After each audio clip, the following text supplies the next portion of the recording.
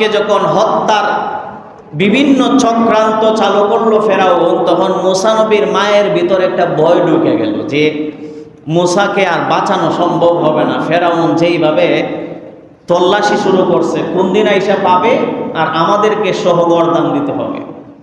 তারা ফ্যামিলি, মুসা নবীর বাবা এবং মা, বোন সহ তারা পরামর্শ করলো যে আমাদের সমাজে, আমাদের গ্রামে কোনো মেস্তর আছে কিনা, কাঠ মিস্ত্রি। তারা দেখলো 70 থেকে 80 বছরের বৃদ্ধ সানুম নামের একজন বৃদ্ধ কাঠ মিস্ত্রি আছে। নাম কি? সানুম। আল্লাহর পয়গম্বর হযরতে মুসা আলাইহিস সালাতু ওয়াস সালামের আব্বা বৃদ্ধ লোক হযরতে সানুমকে ডাক দিলেন। সানুম ঘরের ভিতরে আনলেন, এসে বললেন, তোমাকে একটা শর্ত দিব এবং আমাদের জমানো সকল স্বর্ণ মুদ্রা তোমাকে দান করব। হে হে সানুম কাঠ মিস্ত্রি, আমাদেরকে একটা সিন্দুক বানিয়ে দিতে হবে, কাঠ দিয়ে একটা বক্স বানিয়ে দিতে হবে। যে বক্স তুমি কোনোদিন কোনো জায়গায় অ্যাপ্লাই করো নাই, বানাও নাই, তৈরি করো নাই, এটা আনকমন একটা বক্স দিতে হবে। বিলের শর্ত, একটা বক্স আমাদেরকে দিতে হবে। 2 নাম্বার শর্ত, আমাদের জমানো সকল স্বর্ণ মুদ্রা তোমারে দান করব, কিন্তু একটা শর্ত হলো আমাদের ঘরে যে একটা সিন্দুক বানিয়ে দিয়েছো, বক্স বানিয়ে দিয়েছো, সেটা ফেরাউনের লোক যেন খবর না পায়, ফেরাউনের লোকে যেন খবর না পায়। বৃদ্ধ লোক ভাবলো যে যাই হোক, আমি একটা কাঠ মিস্ত্রি, আমি কিছু স্বর্ণ মুদ্রা পাবো, একটা বক্স বানিয়ে দিলে আমার সমস্যা কি।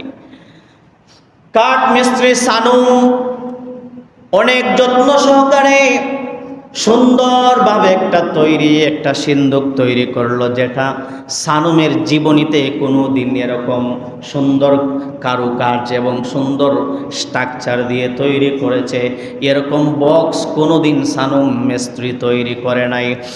এই সিন্দুক যখন কাজ শেষ হয়ে গেল, সিন্দুক হাতে নিয়ে এই কাঠ মিস্ত্রি ফেরাই হযরতে মুসা আলাইহিস সালাতু ওয়াস সালামের বাড়ির দিকে রওনা হয়েছে। বক্স গিয়া তাদেরকে সমঝায় দিবে এবং সেখান থেকে সে স্বর্ণ মুদ্রা বুঝে নিবে। কিন্তু রাস্তার মধ্যে গিয়া খবর পাইল ফেরাউন ঘোষণা করছে বনি ইসরাইলের মধ্যে একটা পুত্র সন্তান আছে, এই পুত্র সন্তানের যে খোঁজ দিতে পারবে।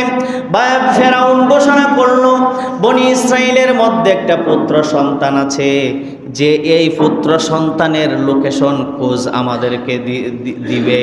বাদশাহ ফেরাউন বলল, আমি তাকে আমার সম্পদ থেকে স্বর্ণ মুদ্রা দিয়ে তারে পুরস্কৃত করব।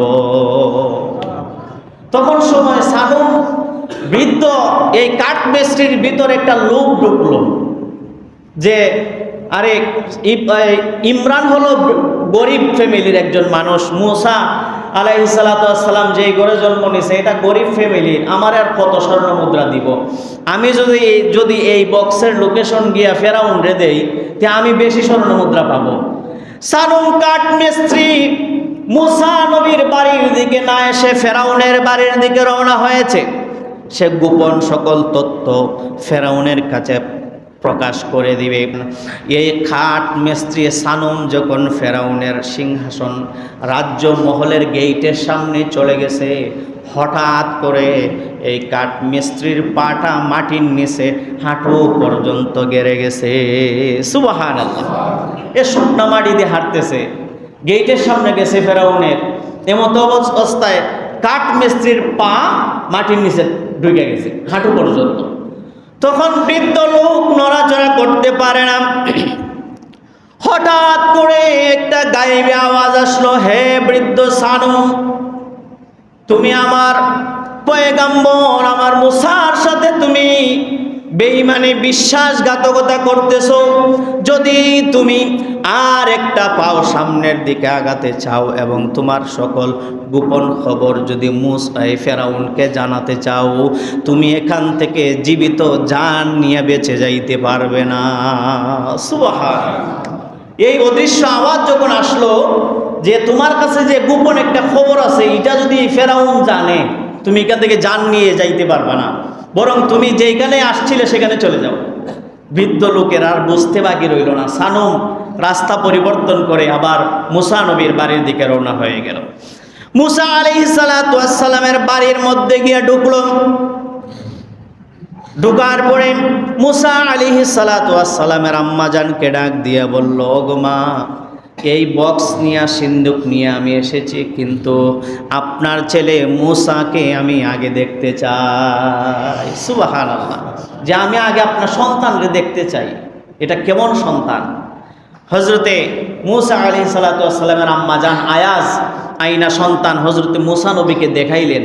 সাথে সাথে সে লুটে পড়ে গেছে। বৃদ্ধ লোক সানুম আল্লাহর পয়গম্বর 40 দিনের বাচ্চা মুসা নবীর পায়ে ধরে সে সর্বপ্রথম ঈমান আনছে। সুবহানাল্লাহ। সানুম ডাক দিয়া বলে, আমি যে অদৃশ্য আওয়াজ পেয়েছি সেটা সাধারণ কোনো আওয়াজ নয়, আমার মনে হয় সেটা এক জামানার নবী হবে। আমি যদি সে নবী হয় আমি তার উপরে ঈমান আনলাম, আর আমি আমার ভুলের জন্য আল্লাহর কাছে ক্ষমা চেয়ে নিলাম। সে সর্বপ্রথম আল্লাহর পয়গম্বর হযরতে মুসা নবীর উপর ঈমান আনছে।